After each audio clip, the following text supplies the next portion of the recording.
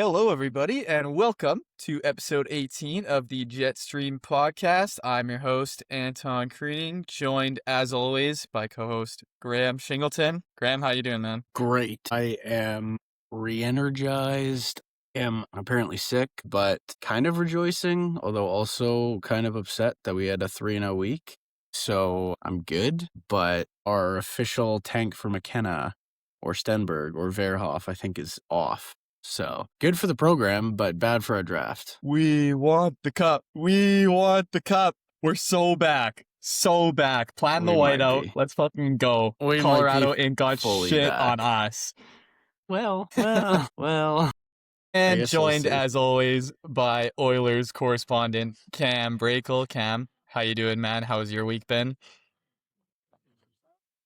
Can't complain too much. Oilers aren't completely shit in the bed, but they also aren't taking any steps. But Still Still a playoff allowing spot, 4 so- goals a game and yet still winning because they're scoring 5 goals a game.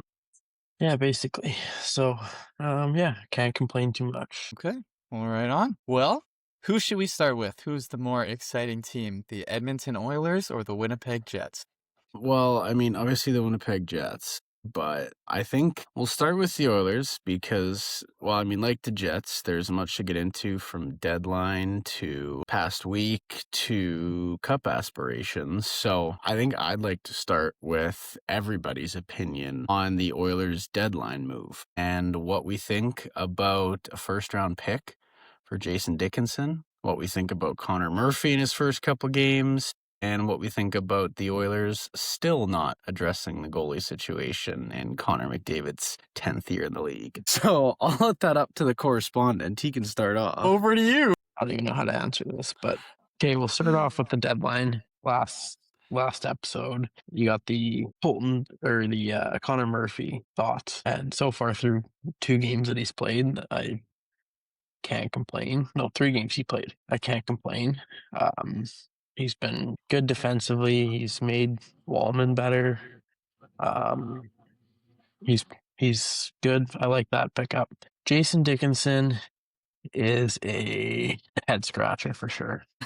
Where I don't love the move, but I don't hate the move because you get a young player in Colton Dock alongside him, and you dump $4 million of Mangiapane's contract for next year as well. So, read a few stats when they made the trade. Okay. So here's a tweet. It says, I gave Jason Dickinson a 3rd place Selke vote in 24. He was a dynamite for Chicago that season. When Dickinson was on the ice 5-5, the Blackhawks had a +9 goal differential. When he wasn't on the ice, the Blackhawks had a -95 goal differential. That's a 104-point differential with him on the ice and him not on the ice. Okay? This is Dickinson or Murphy? This is Dickinson. Okay. He also has the 2nd highest percentage of time on ice against elite competition, which is first lines in the NHL among forwards. And he stacks up immensely on them. So home ice, we can always kind of maybe get him out there against the McKinnons and Eichel, and that's what they did last night, or tried to, but it was in Vegas, so kind of Vegas had last change. So far, I like his defensive style game. 3rd line, he started off playing with Podkolzin and Kapanen, which they were all right, but they put Savoy down there and put Podkolzin up on the 2nd line, and Savoy is just... Who's the other winger with Draisaitl? Yesterday, it was Roslovic and Podkolzin. I forgot about Roslovic. So I think Savoy is a unbelievable 2-way forward. And I like him on that 3rd line, but I also like to see him up on that 2nd line producing because he had 6 points through 3 games after the Olympic break. So far, I like the move. Don't love it.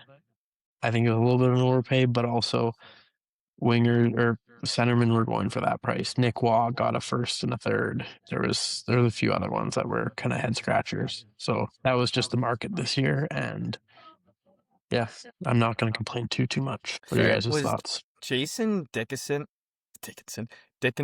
he was like that defenseman on our World Juniors team that was getting quite a bit of backlash for like his awful tournament, wasn't he? Or am I thinking of someone else? He's like a veteran 3rd line center. Okay, I'm thinking of someone else then. Sorry. I thought There's a Dickinson on a World Juniors team who did not have a good Are you tournament. thinking of the and anyways, guy that plays in San Jose, you know? maybe. Yeah, I don't know who I was. I know who Jason Dickinson is. Never mind. Yeah. Okay. Yeah. Anyways, He scored on the Jets this year. did he? Yeah, it was actually a really nice goal too. I think you're thinking of Sam Dickinson. Yeah, that's who I'm Yeah, thinking of. Yeah, he's a like 06 born. He's was just in the last couple of years. yeah. Jason Uh, Dickinson's been around for a while. I think. Quite a Hey, while. like he's a pretty. How old is he? I think he's third. Let me check. It's 32? He's up there. 30. He's 30. 30. Okay, Yeah. so Yeah. in his prime. I don't know if I really have any thoughts on that trade. I haven't really seen him play I've all liked that Colton much, Dock too. Colton Dock's playing on our fourth line with Frederick and How can you say you've liked him? He's played one game. Connor Murphy's only played 2. Connor Murphy's played 3. Well, stats. The league prospect shows he only has 2. Anyway, he did get a point, Colton Dock did, in that Vegas game where Frederick scored. So God knows that guy needs to start putting up some points. I think it was a very weird deadline. Like, there were so many conflicting reports, which is hilarious because I was listening to Chicklets today, and they were just talking about getting buried on the internet and about how all the insiders in hockey get buried too, and Dreger has been taking so much hate the past couple of weeks because he was mentioning it's a seller's market. There are so many, or it's a buyer's market, I think. There's so many players available, blah, blah, blah, blah. And then, like, Pierre LeBrun instantly was like, oh, no, it's a seller's market. And then, which, like, buyer's market, as if I'm not mistaken, means that, like, there's plenty of players available. Like, you don't have to pay high premiums. And then if it's a seller's market, then obviously you're paying a super high premium. But, like, there was so many, at least to me, confusing trades and so many teams that paid a premium for an aging player. And I mean, Dickinson, like, is, I guess, getting Murphy and Dickinson, 2 players, obviously doesn't make an entire team defense, but I just think that, like, the price that they paid for both of those guys, I mean, Murphy wasn't really crazy, but if you throw it together, you get Connor Murphy, Jason Dickinson, and Colton Dock, and you give up a first, a second, Mangiapane, and a second. So, I mean, draft picks are draft picks. They could be hit, they could be missed, but a first rounder for a third line center is crazy to me. But like you mentioned, I mean, Colorado it's paid cap that dump, for it's cap dump, and we get a young prospect. But and I mean, I know obviously he hasn't worked out, but it's so crazy that Mangiapane is a cap dump. Like, how he wasn't able to find a spot on that roster is beyond me. Like, he was. That's what I was gonna say. Was what do you do if, like, he goes to Chicago and just lights it up with Bedard right now? Because I could wholeheartedly see that happening. He probably will. Yeah, it makes no sense how he couldn't find a home there. Like, he's at least a 1-time, if not 2-time 30-goal scorer, and was a pretty prolific 20-goal scorer, I think. And, like, he was getting healthied on that team. So, I don't know. Yeah, he played in Bakersfield. Yeah, that's super weird. But, I don't know. I mean, I guess they're pushing all the chips in.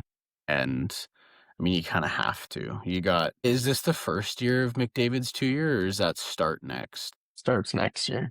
Yeah, so you've got, I mean, I guess 2.5 or 2.25 seasons left. The only season that Mangiapane's been over 20 goals was his 35-goal season. Really? Yeah. First year he had 0. Second year he had 8.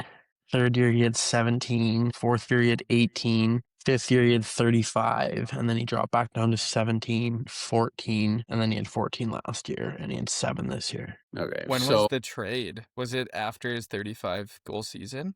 No, he scored 35 in Calgary. He scored 35 in Calgary and then played 2 more years in Calgary. Oh, and then he scored 35 in Calgary, played 2 more years, then got traded to Washington. Yeah. And then traded to the Oilers. Signed with the Oilers. Very interesting. Yeah, I mean, I guess if we want to talk deadline as a whole, probably one of the, like, least exciting, worst deadlines of all time.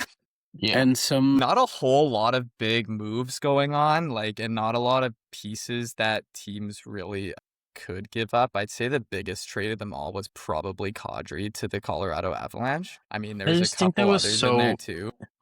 like the Kadri trade was just kind of like you knew that was going to happen or something like that was Yeah. going to happen. My Yeah. biggest surprise was the Braden Shen trade. My biggest surprise was the John Carlson trade.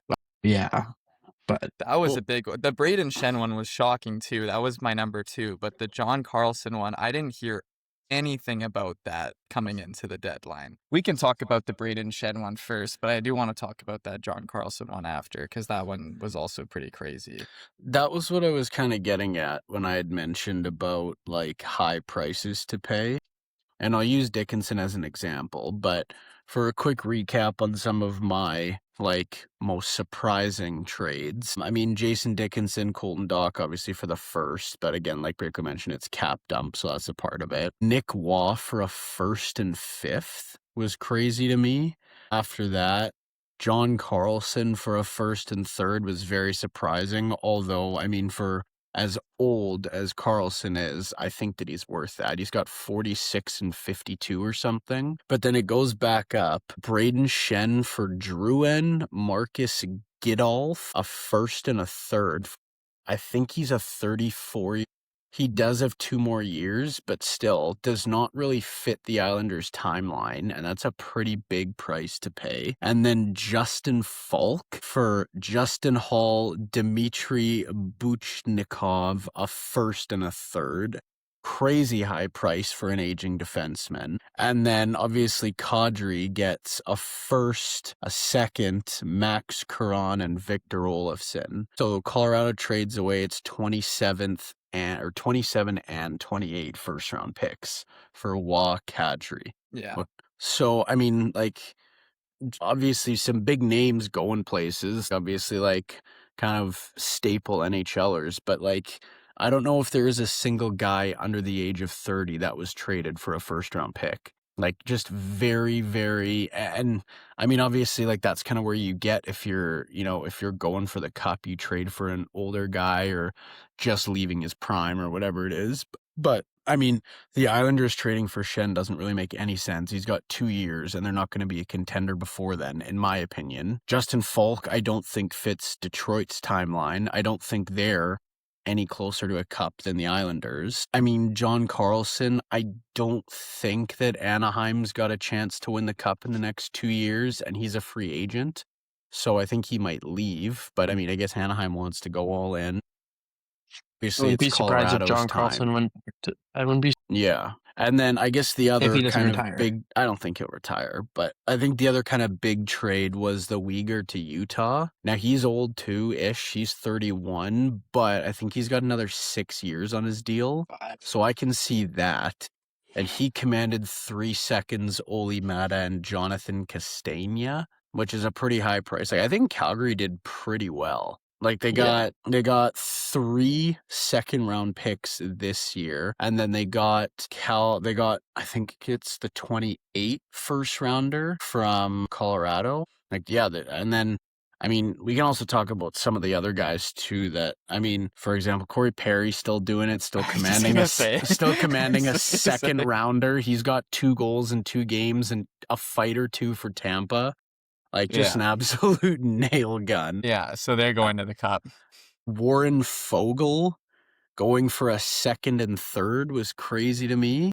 But, I mean, that's especially something. him having a down year. Yeah. And then I think one of the biggest losers, it wasn't really a bad trade because 7th round picks are nothing this day and age. But unless I'm mistaken, the only actual, like, viable NHL name that the Carolina Hurricanes traded for was Nick Delorier. That was their deadline. Nick Delorier for a 7th. In an Eastern Conference that is wide open. Wide open. Like, that makes they have no so much sense cap to me. space. I don't know how they didn't go after Robert Thomas or something like that. They probably didn't want to give up the future, but it's like, man, like the East has never been more open. It's got Tampa, and that's Buffalo, like Buffalo. Tampa, Buffalo, which is crazy to sound or crazy to say, but yeah, it makes no sense for me. Their deadline. Yeah, like the Metro is Carolina, and then like I don't think Pittsburgh makes a run. I don't think New York makes a run, and then like No. Columbus, I like also it's like absolutely hated Dallas's deadline. Hated Dallas's deadline. They picked they up got Tyler Myers, Myers and they got didn't they? They traded with Nashville for like a fighter or McCarron. something. Yeah, AJ Mc I don't think that's his first name. isn't it? I thought it was AJ. Sorry. Anyway, yeah, a couple of very questionable deadlines in my opinion, but this is a perfect time to transition. Michael Let's McCarron. break goals. Michael McCarron. Unless you got anything more that you want to touch on the Oilers, we'll kind of get to scores after, like weeks after the deadline. I very much liked the Shen and Stanley trade. I would have liked to see Chevy do more. And then kind of like right before the bell rang, we sent out Tanner Pearson for a 6th or a 7th also to Buffalo. Kind of shades the Tyler Myers, Drew Stafford trade from years ago. But I really liked that trade, in my opinion. 2 guys on expiring contracts for a 2nd, 4th, Jacob Bryson and Isak Roseyan, my guy. I was boots on the ground for their first game, which was awesome. Bryson's very small, but actually moves the puck really well. Isak Roseyan looked pretty good. He unfortunately was stuck on arguably the slowest and oldest line in NHL history, so that sucks. But yeah, He's there I to really stay, like I the trade. guess. I really like the trade. So I don't know, Banders, what did you think? You want to talk about teams who had a bad deadline? I think Buffalo had a horrible deadline. Horrible. Horrible deadline. I guess they needed grit or something, but they got Logan Stanley, Luke Shen, and Tanner Pearson, 3 guys who, I mean, as a Jets fan, thank you, Buffalo, for taking those guys off of our hands and giving us 2 young guns to insert into our lineup. Because, like you I mean, just said, Jacob Bryson's not a immediately young guy, but is he not? He's No. under He's 30, 28. so that counts. That counts as young now. He looks younger than Luke Shen on the back end. He looks at like immediately the first game that you were boots on the ground for. It's like, this is the most exciting game of the season that I have watched because there's actually some pace. There's actually some speed. I thought that Rosen looked great. I thought Bryson looked good. Yeah, I'm ecstatic. I'm super happy. I wish Luke Shen and in particular Logan Stanley all the best. I really, really hope for Buffalo's sake and mostly for his that like he plays good hockey over there and continues to do what he did this season. It would suck if like he went back to the Stanley of old. Yeah. But I just think that was such a smart move. Like, thank God we did not sign that guy to a 5x5 like you said we would 2 weeks ago or whenever it was, because you actually had me worried that we were going to do that. And like, It looked like it. not that that would have been the worst thing in the world, but like, I would have, if we were to do that, I would have liked to have signed him to a bridge deal for 1 more year just to prove it again. And then he could get that 5x5. I know I've said that already, but yeah, Breaks, what did you think of the Jets' moves at the deadline? As the Jets antichrist hater. Hey, Hated them. boots on the ground on Saturday, and I wore a Jets jersey. You did. I'll give you credit for that. He did. Wow. But I think it was against his will, but he did. No, it was by choice, but like figured, I'll sport the team, wear the Jets jersey, but won't see that very often. I can tell you that. Yeah, I think that Isaac Rosen trade pickup, he's good. I just hope that he gets a chance and he stays and you don't bury him in the minors like the rest of your prospects. Yep. I think Jacob Bryson is average at best. Like, yeah, he can move a lot better than Stanley and Shen, but like there's a reason he's never really been a bona fide NHLer. And then, yeah, just draft picks you guys got. You guys got your second back for the Luke Shen deal. Looking right now, it's like Buffalo's second will be a lot higher than your guys' second. Well, the second's in the 27th, or in the 27th in 2027. So the 4th is this year. Okay. So, yeah, like, didn't mind it. Pearson for a 7th. Like, I know the 7th round draft pick is pretty irrelevant, but same as Tanner Pearson. We could find our Tom Brady. We could find our I- Tom Brady in the 7th. I don't even know why a team like Buffalo would make that move. Like, just because they want a guy who's done it before, an older guy in their locker room. But, like, there's no way he's going to even be in that lineup, It's right? probably just for playoff depth. Like, if someone Yeah. gets injured. And Yeah. maybe penalty kill. The one thing that I would say, and which is, like, kind of an obvious thing, but also, like, a secondary awesome factor about this is how much this unclogs our fucking left and right side defense depth on the team. It paves the way for Solomonson to be a full-time player next year. It paves the way for Hayden Fleury to get in the lineup. It moves Sasha Boumediene higher up on the list. It allows for Colin Miller to get in games now. I think getting rid of those two guys, not only did we get good value, but it allows for prospects and young guys to come up, which is awesome. And obviously getting rid of Tanner Pearson also allows for that. We just need to, again, don't want to hate on the guy, but we just need to do that with Gustav Nyquist and bring up talent there. And that's also one thing that I do want to go into as well. Go ahead. I saw morning skate Lambert Kepke.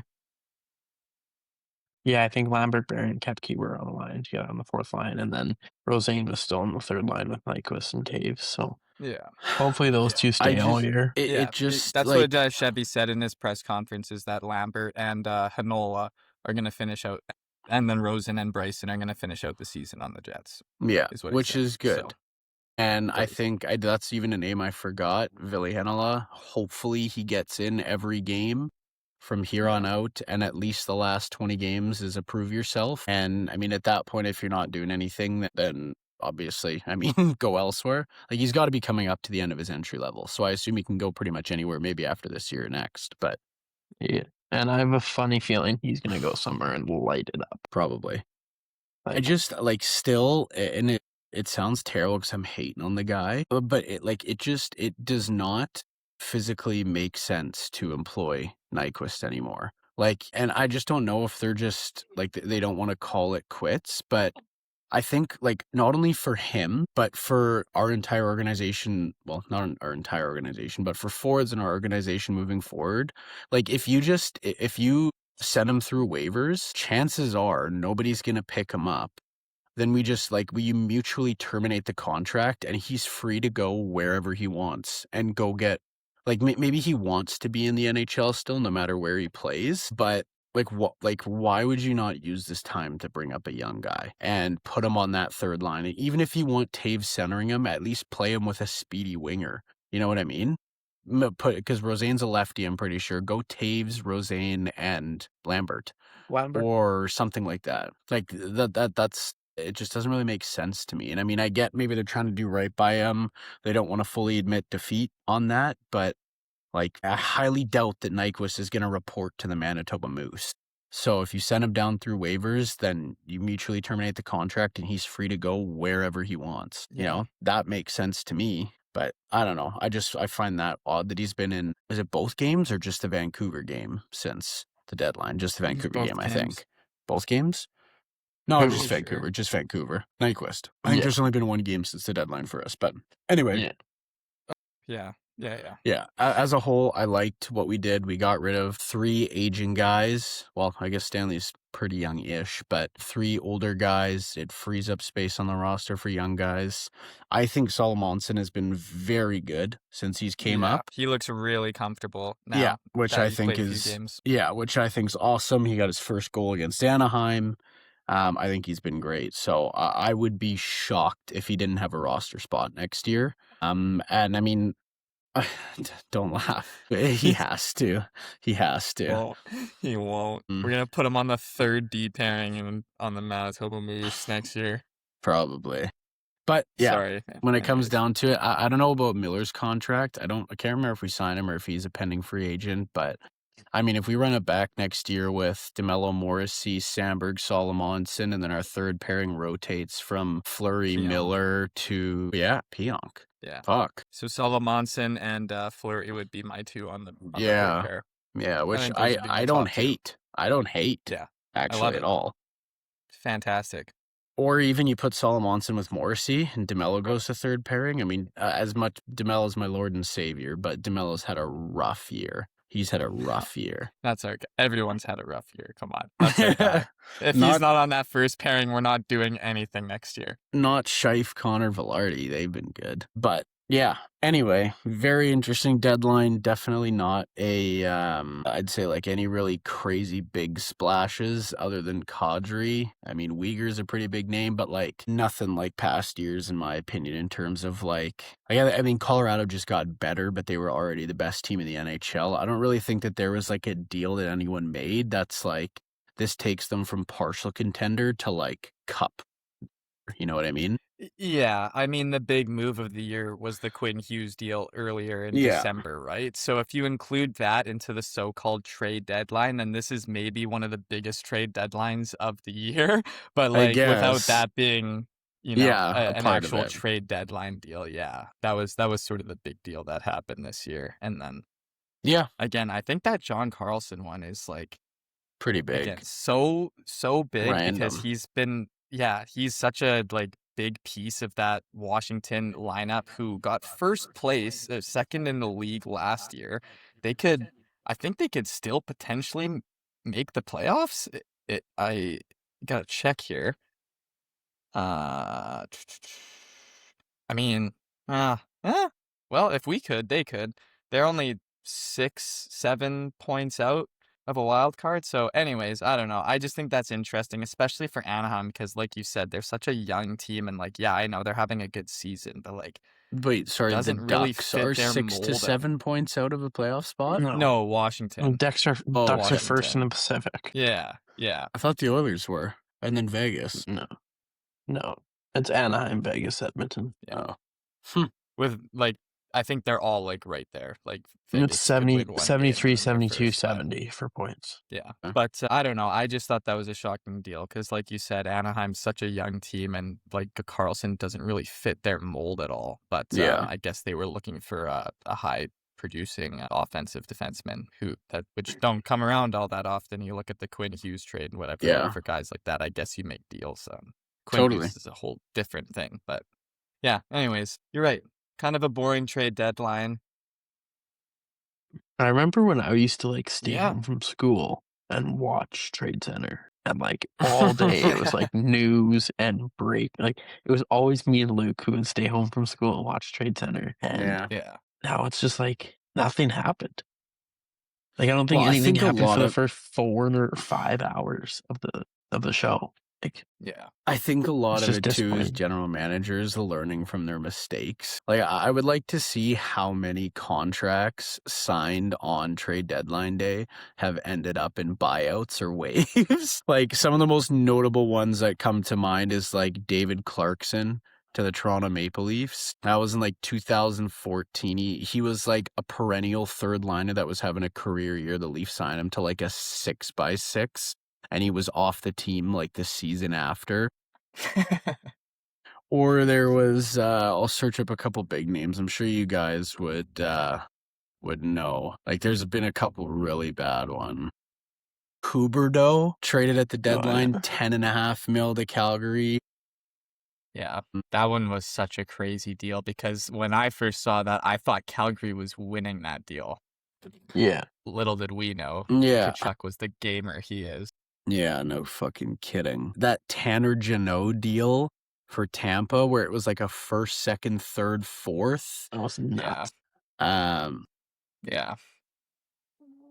What else would be here? David Clarkson rings a bell. There was one other like really, really, really bad one. The Dubois trade.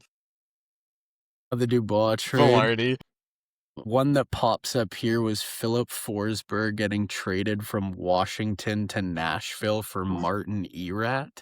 If you remember that, I don't know. That's an old one, but David Clarkson rings a bell for me. But anyway, my whole point is that like I think they learned from their lesson, and now it's like I feel like it was almost kind of like a show before, and now it's like like every team is just so focused on improving like certain parts of the game. Like if there's a big name out there, they'll try to get him, but like instead of training for like a second line center or winger nowadays, it's like you do that during the off season, and then you're selling at the deadline because you suck, or you're adding like grit and depth to your team now. So they're all kind of boring. Yeah. Anyway, I guess we're 35 minutes and we haven't even talked about, I guess, the week. So let's transition to Jets first.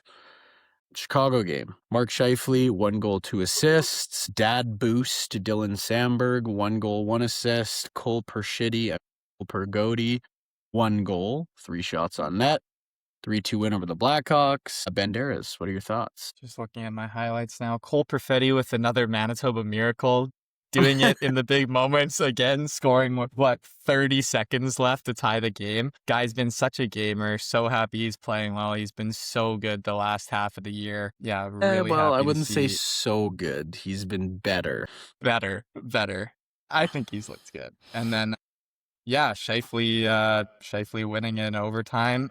We seemingly have our overtime game back somehow, winning our last 2. So now we're 3 in 13 Something like overtimes that. this year, I believe. So we're back. It's looking really, really promising. I know this wasn't in the game, but I just saw today that Scheifele got the first star of the week. I was going to apparently. mention The that. NHL first star of the week.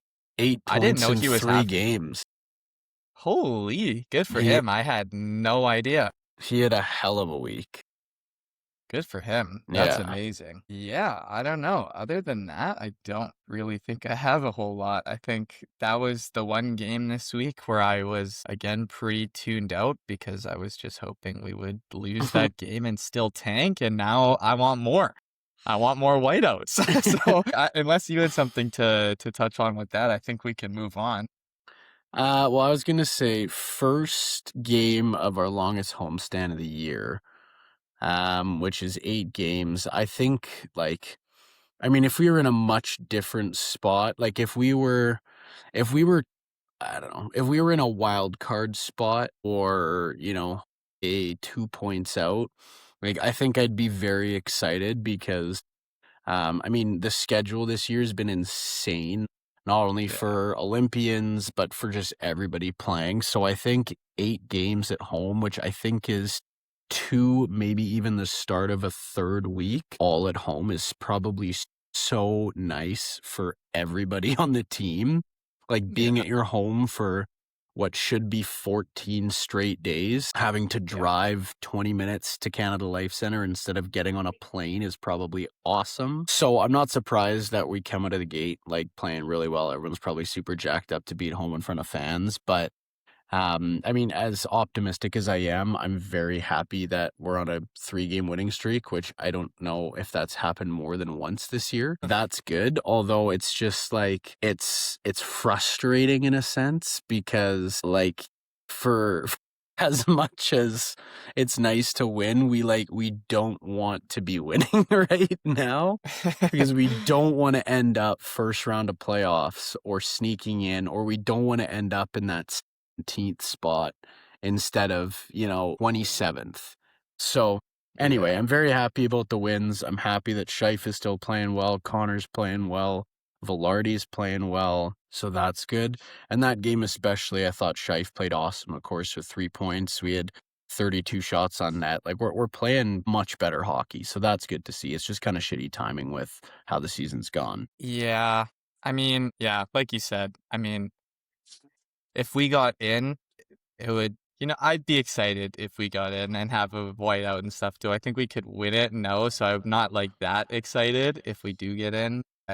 Like you just said, my fear is that we try and make this run and then we end up one shy of a playoff spot or a wild card spot when we could be tanking for McKenna right now. Kind of hard to do though. You can't take the compete out of the boys, and like we sort of said, Chevy's not going to trade away like Scheifele, Connor, and all of our big dogs so that we can tank for McKenna. We're not in that sort of spot either. Yeah. So like, guess I don't know. We deserve to be a middle pack team right now, but we'll see. I don't know, because I didn't think we could compete with the big teams, and then on Thursday, we played the Tampa Bay Lightning, a team that I swear to God we have not beaten in the past 10 years. Like, I don't remember ever watching a game against the Lightning that we've won. And we ended up playing really, really well, pulling that one out. Let's see. I mean, 2 points from Scheif again, 2 points from Connor, 2 points from Iafallo. Gustav Nyquist gets his first goal as a My God, dude, man. you were boots at the ground, so I want your opinion, but I was watching the broadcast and I heard the guy on the announcement being like, and his first goal of the season, Gustav Nyquist, and you said the crowd just went wild, hey? When not only is it, like, I feel it was almost, like, criminal for the way that they said it, but it wasn't first goal of the season. It was first goal as a Winnipeg Jet. Yeah. 62 games into this season is just horrifying. Second of all, the fact that how much, like, the crowd, like, erupted probably didn't make him feel that much better anyway. Yeah. But like, again, I don't hate the guy. I'm happy for him. I'm sure that was an enormous weight off his shoulders. Oh. And, like, I can't even imagine what he's been going through mentally, personally, probably hearing the slander, and again, he's 2 years removed from 70 points. So, like, it's, like, for him, he's probably in uncharted territory, so I'm super happy for him. But my biggest takeaway, which, like, I mean, if we could play like that for the rest of the season, I'd say 100% go for the cup. But our defensive job, not only on, don't look at me like that, Brakel, our defensive job on whatever you want to call it, from Hedman to Sorelli to Point, who did score on a very weird bounce off the end boards. But my biggest takeaway is how much we made Kucherov look like a pedestrian, which is seemingly harder to do than make McDavid look like a pedestrian right now.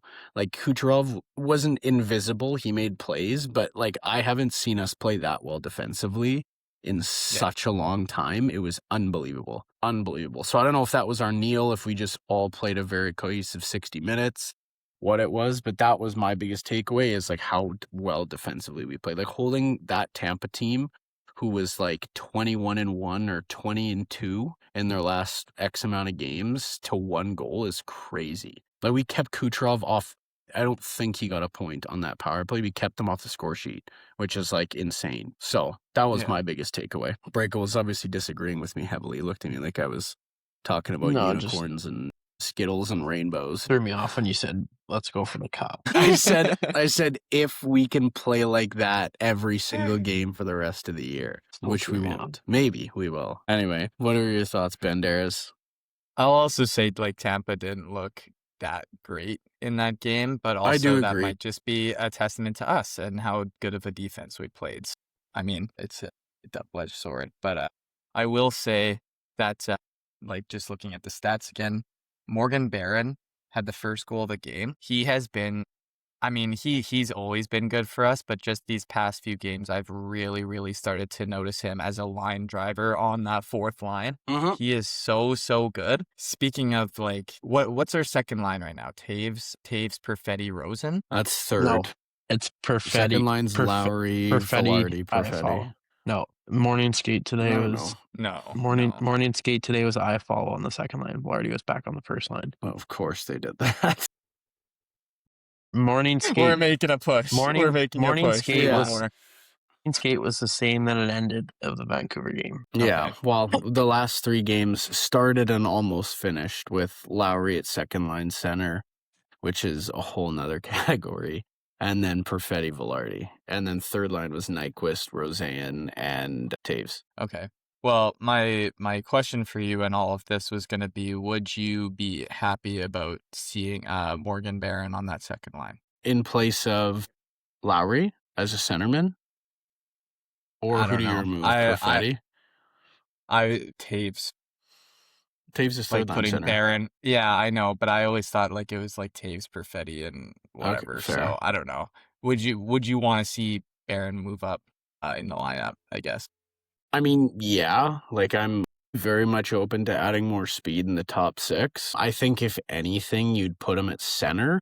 I mean, he's kind of an odd player. Like, he's been He's very streaky, I feel, in terms of points. Like, I feel like he plays a pretty consistent game. He's obviously got wheels, which is one of the best parts of his game. But, like, we've never really seemingly given him anything more than, I think, third line at most. Which, because, I mean, again, last year we had, Ehlers, Perfetti, and not Nyquist, Nemestikov. So, I mean, kind of an odd place if you're going to put him up there. But yeah, I mean, I'd definitely be open to it. Adding speed would be great. I do think he's quite skilled.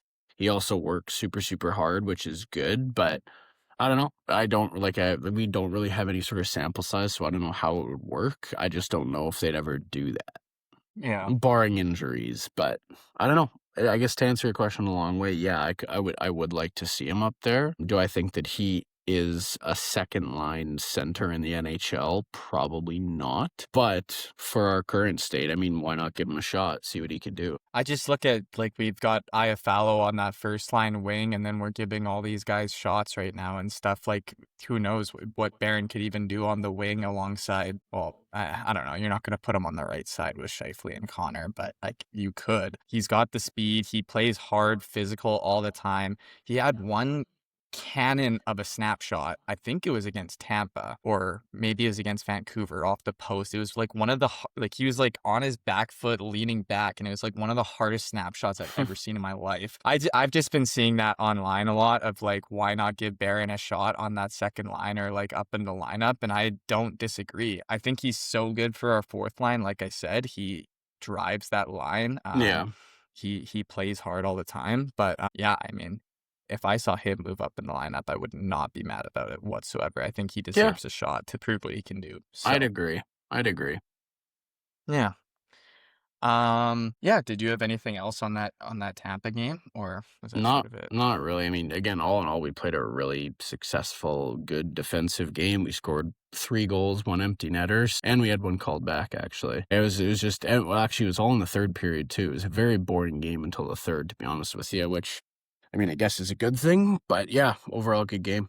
I'm happy. Well, one of our more exciting games, and in my opinion, the most exciting game of the season, hot take, it definitely wasn't, but just getting to see the new guys in, getting Stanley and Shen out. This was our first game with Rosen and Bryson in the lineup against the Vancouver Canucks. We end up pulling it out in overtime. Again, JMO, first game back, gets the winner off the skate of Hronek, I believe. Horrible goal, but we'll take it. Scheifele with a goal. Jonathan Taves with an assist. Velarde with a goal. With a beauty of a goal. We've seen him do that a million times, but that one in particular was really, really gross on the feed from Scheifele and Josh Morrissey. And then, yeah, Josh Morrissey wins it in overtime. So, I guess we squeak another one out against the worst team in the league, the Vancouver Canucks. What did you think of that game, Grim? Very fun. I think that you look at that Tampa game where, like, we played very well, then you look at the Vancouver game and we barely beat the worst team in the league in overtime. You probably think we played good, then played shit. I think we dominated Vancouver for 90% of that game. We had, I think Iafallo could have had 16 goals. Like, there was so many good opportunities. Jacob Bryson had a couple good shots. Roseanne didn't really have any high danger, but just seemingly felt comfortable with the puck, which is good. I was going to say, I thought it was very classy and very awesome. We started Bryson and Roseanne. We started that line for the game, which is really cool, and I'm sure for them.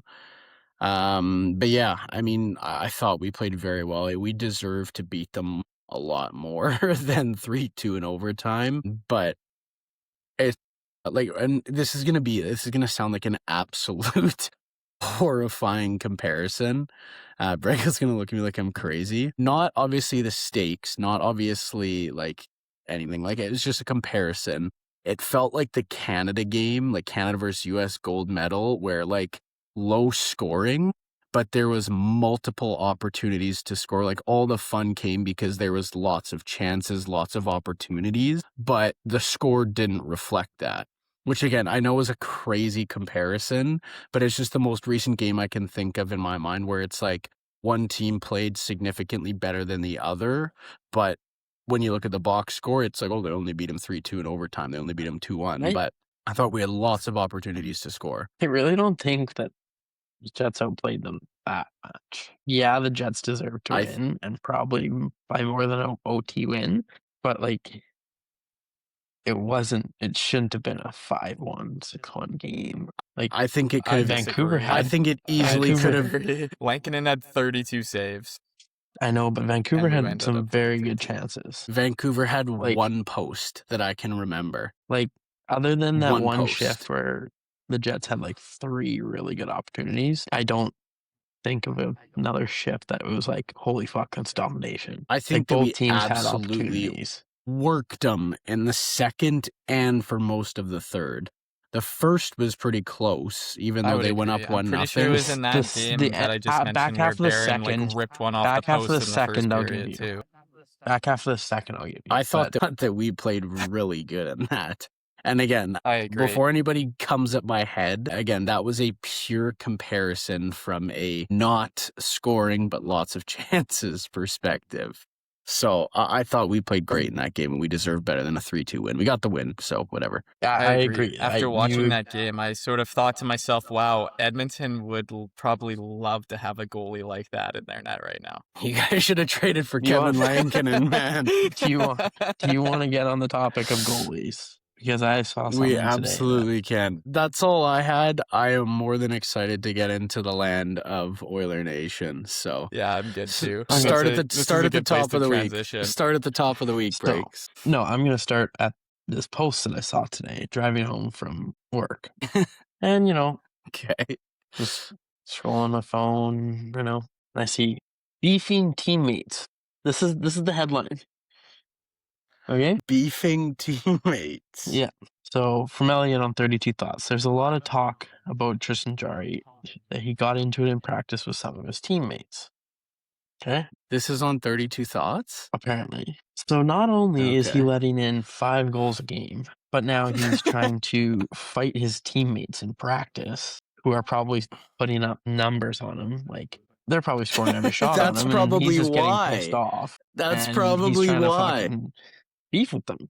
So let's send him to the minors. Call back up Calvin Pickard. Yeah, no, it just pissed me off today. So do you really think that Calvin Pickard and Connor Ingram is your best goaltending duo leading you into the playoffs? Did I think Stuart Skinner and Calvin Pickard were the best goaltending duo to lead us into playoffs? No. We went to 2 cups. Crazy. Talk about bad trades at the deadline. He's asking for his goalie to be in the minors. That's insane. I think the Oilers buy him out. I think the Oilers buy him out at the end of the year. How many years does he have left on his contract? 2, I think. Let me switch it up. But yeah, let's get into Release the video, Edmonton. I want to see Tristan Jarry trying to scrap Leon Draisaitl after he it's probably from Leon's comments over the past 2 weeks. Well, you know that meme when Popeye's open and there's that worker that's like hunched over, like dying? Do you remember that from back in like 2021? No. Fuck. So he's in year 3 of 5 right now. So he's got 2 more years. Hopefully this comes up. This one, yeah, I'm sure you know this one. Your screen's all blurry. It's super blurry. Okay, well, anyway, it's like this meme that was going around about Popeye's worker, like, doubled over because she was like, oh my gosh, she's been putting out chicken sandwiches like crazy. Anyway, that's what I think of when I think of Leon and Connor McDavid in the regular season. It's just like, man, what more can those two fucking give to this organization? Shift in, shift out, night in, night out. They're putting up 100+ a year. And actually, I think Brakel said this to me earlier on in the day, or maybe it was yesterday. He goes, absolutely crazy that when you look back on it, in Connor McDavid's 10-year career. Okay. I'll let Braker read it, because it is, if I was Connor McDavid, I would have not only trust issues, I would have so much resentment and anger.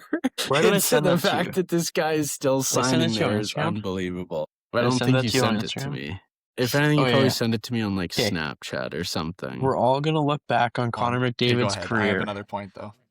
We're all going to look back on Connor McDavid's career in disbelief that the best goalie he ever played with was, checks the notes, Mike Smith. And somehow this Yeah, includes yeah. Team Canada. Fuck I my saw that life. too, actually. Fuck my life. Bring back Mike Smith. That guy was the GOAT. If you weren't getting a good game from him, you're getting That's some kind of, hilarious. I don't know. He was putting on a show. So, yeah. Okay, Bring him back. who would be your most valuable prospects, forward and D? Like, playing in the minors, Isaac Howard's our best forward. Or Quinn Hudson. Okay, so if Nashville came to you and said, we want Ike Howard, Matt Savoy, and a first, and we'll give you UC Saros, would you make that deal? Not in a million years. No? No. Okay, then think of the best available goalie, and they came to you and said, we want those two players and a first. Who is the only goalie that you would make that deal for? Kevin Lankinen. He's a good goalie. Selesky? Walston. No. Shesterkin? Sorokin? Who's available? I guess Shesterkin's sort of Are available. you serious? I'm just naming any goalie I would do that trade for. Binnington? Vasilevsky's the first one that comes to mind. Binnington? Debatably best goalie in the league. Vasi, Sorokin, Wayman, Hellebuck. That's about it. Hellebuck. Throw No. him in there too while you're at it. Of course, he's not going to say it. Because he Okay, just so then turned I'll into ask you the this. Oilers So, goaltending in the fucking playoffs. So if as we have come to see it, big time, big play Binnington is available at the deadline for that price, you know you have probably Yep. only 2 years left of McDavid. You're telling me you don't make that deal to get him a cup. You're not going to give up on Isaac Howard, Matt Savoy, and a first Matt Savoy to give could be Connor like, McDavid his best shot at a cup. Matt Savoy looks like a fucking unbelievable two-way Don't forward. say that. Dude, he looks so good. Brakel, you have arguably, And the other than maybe the Iceman? Avalanche, the best forward group in the NHL. No.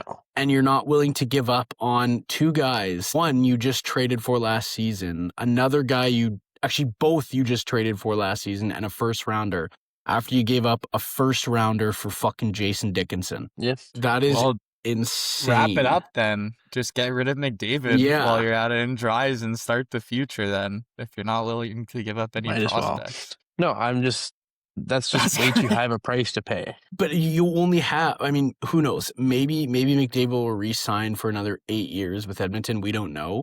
But as of right now, you have 2 years left of McDavid, and you're not willing to give up prospects to give him the best goalie chance he has in 10 years? Bennington is one of the worst statistical goalies this year in the league. Okay, then there's an example. I but told he's a you I'd big-time do it player for Canada. Vasilevsky. What? I'm saying he's a big-time player, which is why I used him as that example. But like someone, let's go similar to his caliber. Like if Jesper Wallstedt is available, are you doing that? If Anthony Stolarz is available, are you doing that? If Sergei No. Bobrovsky is available, are you doing that?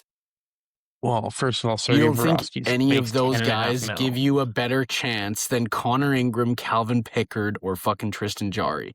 You're not making that deal No, to give them a I mean, chance. they give me a better chance, but like I'm not giving up our two best prospects and a first for Bennington or Stolarz. But the prospects don't matter. Isaac Howard and Matt Savoy are not going to be Connor McDavid and Leon Draisaitl, and you have 2 years left of Connor McDavid Doesn't matter. until you go back Both into they'll both be 2003 awesome to NHL players next year. 2010 Edmonton Oilers again. Give it to me. But it doesn't Give me matter. the fucking dark days back. You want that back. I'm not giving You're up a about to go future. into that, and I'm not giving up a future for Anthony Stolarz. And if you think any team would give up their two best prospects and a first for Anthony Stolarz, I want the crack that you're smoking because you're just retarded then. we got a first for Jason Dickinson. We've got a first, a third, and 2 players for Justin Falk. We've got a first and a fifth for Nick Waugh going across the board. I don't think that it would be out of the realm of possibility to give up that much for a better shot than Tristan Jarry, Calvin Pickard, or Connor Ingram. No, you're Call me crazy. You're just dumb. I've heard enough of you tonight. Okay. I think that I'm making a very excellent point there. But anyway, No.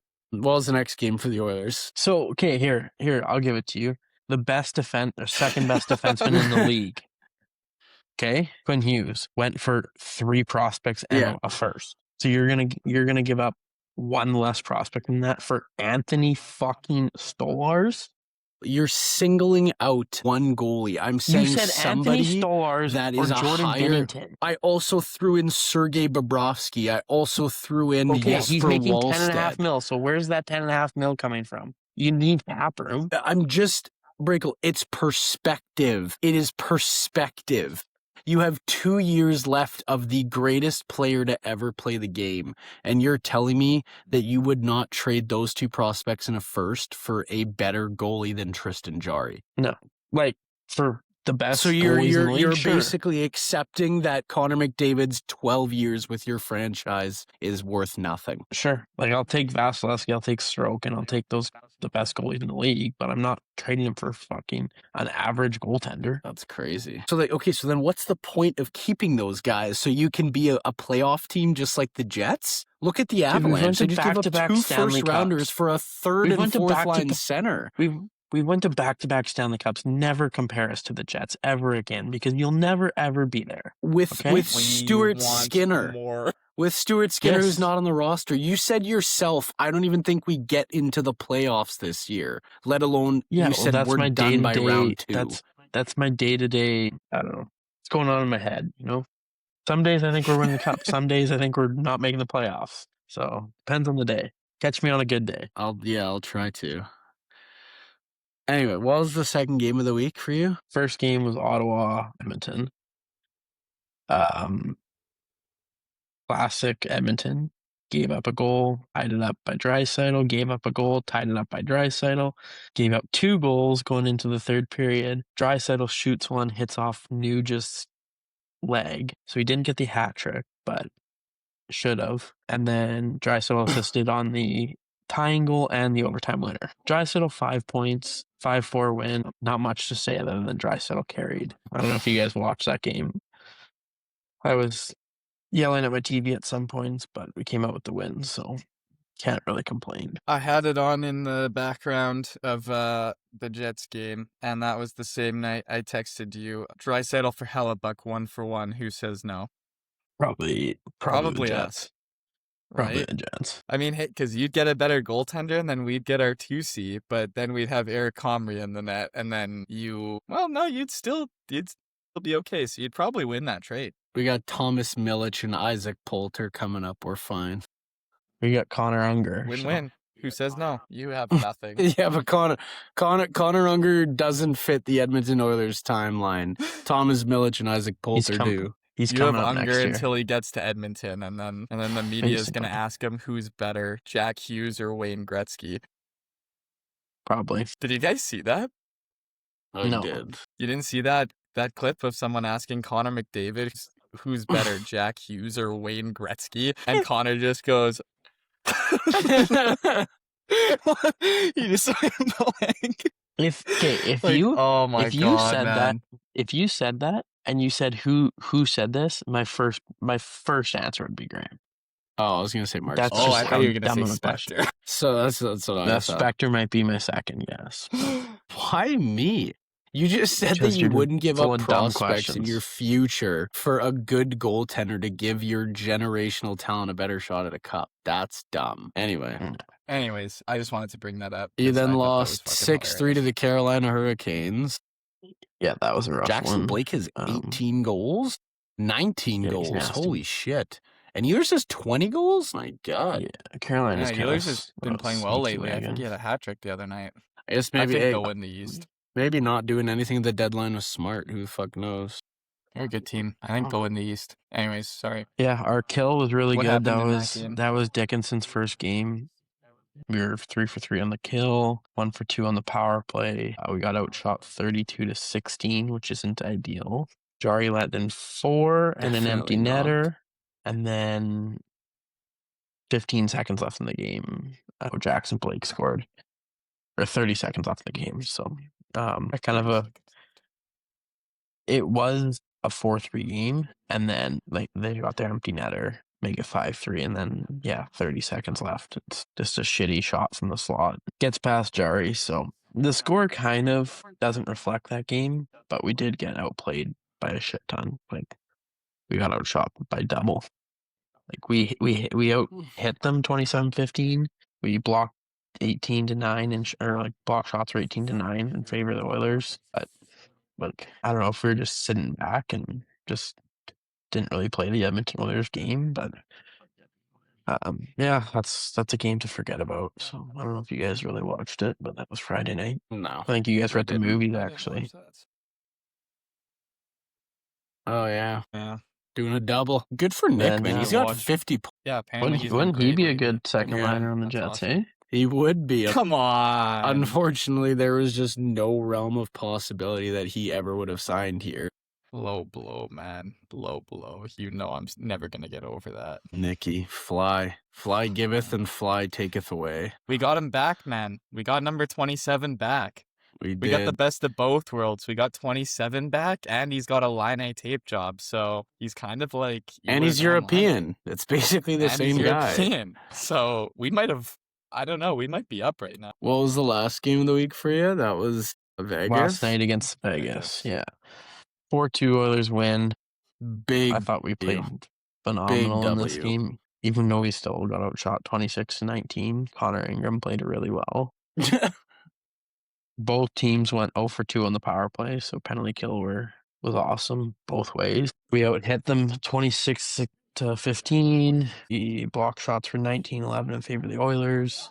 That Podkolzin goal. Did you guys watch that replay? I texted you guys to watch that replay. No, sorry. Yeah, he's got Podkolzin's goal was kind of nasty. Frederick got on the score sheet, which is nice, but then you got Draisaitl. McDavid turnover for a Draisaitl goal. I texted you guys like right before it. I was like, Draisaitl's doing nothing. He's irrelevant. And then he scores right away. So that's nice. And then it wasn't even. Oilers- Did you see that play? It wasn't even a McDavid turnover. Rasmus Anderson shattered his stick on a pass, and then Eichel tried taking it out of the zone, and it hit the stick. And then McDavid got it back, passed it to fucking Draisaitl, who was lagging on the back check, and then he had a partial break. McDavid got the puck at the hash, like top of the circle, and just gave it to Draisaitl down low. No, watch the play. Eichel's trying to take it out of the zone. He hits the stick, and then McDavid lifts his stick, gets it, passes it. But it's McDavid lifted his stick and took the puck, but it was top of the circle, so it wasn't on a back check. No, I was using that as an example. Is this it? Bring it up. I have the highlights pulled up here. I wanted to see the Podkolzin goal. It was pretty nice. I think Marner had 2 assists in the game as well. He played pretty well. Yeah. What a horrible goal. What was Hill doing? Poor Hill. Just stacking the pads. The Doc. Nice one, Darnell. It looks like me slamming the stick. Just oh my burns god. him. God. Oh my god. That was a nice goal. He just took off there. Holy. Yeah. Like I'd never seen that speed from him. It was just like he got the puck and just broken stick blues. Look for some insurance. Okay, watch this. Oh, it was Bouchard. Look. See, he turns it over. Blue line. Right there. Exactly Between the what I circles just and the blue said. line. Between the I circles. can't hear you. You're saying back check. That's at the blue line. You said top of the circle. It's between the top of the circles and the blue. Oh, he left. 1-0. That's a win for Graham. Oh, he Pringle's got and he raged there. That's exactly what I just said. We gotta be careful, man. We gotta be careful. He No, won't show up anymore. I think he won't come on. He had some audio issues again. I'm sure he did. That was a nice Podkolzin. Yeah, he actually had like serious boots. Yeah, that was crazy. I've never really Yeah, seen that good wheels. before, but good for him. Hell yeah. I They're got gonna- kicked from the studio. Because they knew you were wrong. Graham knows the Oilers highlights better than you do, man. What's up with that? That was top of the circle. What, that was at the blue line. That was 4 feet before the blue line. You were saying back check. No, I Puck was just got fucking turned up ice. No, I said Leon Draisaitl was lagging on the back check. Yeah. What back check? The puck just got turned up ice. Okay, it's because Draisaitl was the last guy left in the zone. And so he was the farthest Oiler from the back check is what I was getting at, but you clearly didn't get my joke. Okay. Anyway. So coming down to the end of that game, Oilers get a power play with 4 minutes left in the game. And on the broadcast, Jack Michaels is like, well, At least they're going to kill some clock here if they don't score. If they do score, then kind of puts the game away. And it was 3-1 at this point. And did you guys finish watching the replay or no? No, but I saw the Okay. So goal. Uh, he's like, the only thing bad about this power play would be to give up a shorty if Bouchard puts one into someone's shin pads.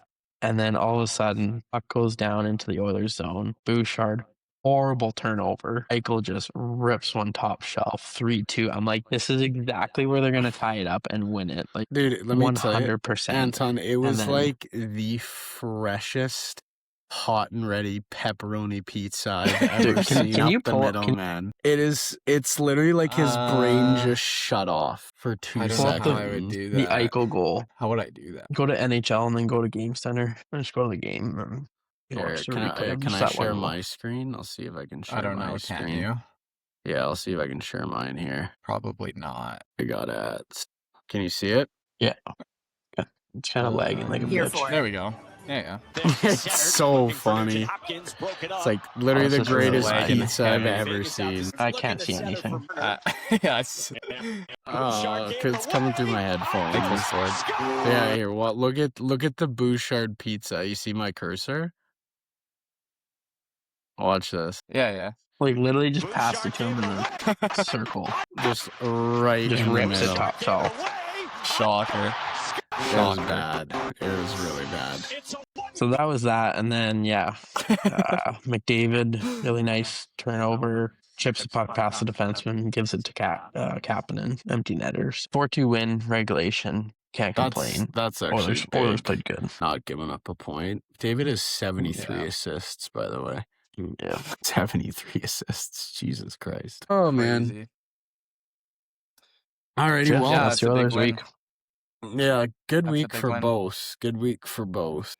I guess if we want to get into league talk, I know we covered most of the trade deadline stuff, but I don't think anyone is having a better week other than the Buffalo Sabres after that crazy game yesterday. 8-7 win with 102 penalty minutes. I'm just looking at the news now. Hagel fined $5,000 as an aggressor in the altercation with Dahlin. That's probably for the punch. You gotta be the guy. I think, agree. for that. I I think you agree. should give him a game because $5,000 for him is absolutely nothing. I don't know what contract he's on. I think it's like 5-6 mil. Yeah. But like $5,000 is nothing for what he did. That was criminal. You can't do that. You can't just start wailing on a guy for no reason. And why does everyone hate Dahlin all of a Yeah, sudden? that's what I was going to say. Is Dahlin just a big rat on the ice? Like, He everyone must be. seems to be hating on him. Everyone else? seems like they want him dead. Like everyone he on fought Tampa? he fought Radish in like the first period, I think, and Oh, then they were just yeah. like running him and bullying him the entire game, and then the whole Hagel thing happened too. It's like, holy fuck, And then- leave him alone. Did you I see Malkin? I'm pretty sure that was on Dahlin too. Like the slash to Yeah. the face, 5 games or whatever. Yeah, that's right. And then there was the To the Instant- face? yeah. Malkin. Malkin. Yeah, right. Yeah. What did he get? Yeah, He that got was 5 wild. games, though, for that, right? He got a pretty big sus. Yeah. Yeah. Isn't that the second time he's done that too? Could That's be. not Malkin's first time just slashing a guy to the face. I don't think. Probably I'm pretty not. sure he's done that before. What a rat, man. So funny. Good for Martian. Buffalo, though. I mean, go ahead. I was just gonna say Marchand is out like weeks for Florida. I don't know if you guys saw that. No, I didn't see that. He'll need surgery happened? apparently. What I don't know if happened? it says Marchand out weeks for Florida, may need surgery. Did it say That's too bad. where the injury was? Talking about how he was held out of the games in the Olympics, so I think it might be to do with that. Oh, Interesting. well, I mean, he didn't do very well in the Olympics, so that would explain a lot as to why. Yeah. Yeah. They just said it got to the point on the road trip where he was never recovering. It just keeps getting worse. We're hopeful that we got it early enough that it isn't. We'll know this week what it is. Lingering Yeah. lower body injury. Well, and I mean, what's the point of leaving him in the lineup when they have 65 points in 63 games? They would need 11 points to get him to a wild card without Barkov. Yeah. Doesn't look good for them. I don't think They're gonna go get a make it, top and pick, so- and then they're gonna win it again next year. So Just like the Probably. goddamn Chiefs, brother. We want. Oh, the Chiefs. Sorry, I thought you. The Jets. We will. I don't. Yeah, you guys can segue into football. I haven't been keeping up with any of that stuff, but There's way too much to go over. That would need like an hour on that'd be its another own. hour. Yeah, there's so much stuff to go over that. It was well, I actually can leave the crazy record today. button on, and I'll go fuck off and play Red Dead. You guys can. You guys can keep going. Nah, I don't really have much else. I kind of we touched Okay. on deadline, Jets, Oilers. I guess it's kind of just score predictions for the week. We've got 4 this week, so we got a Hell big yeah. week coming up.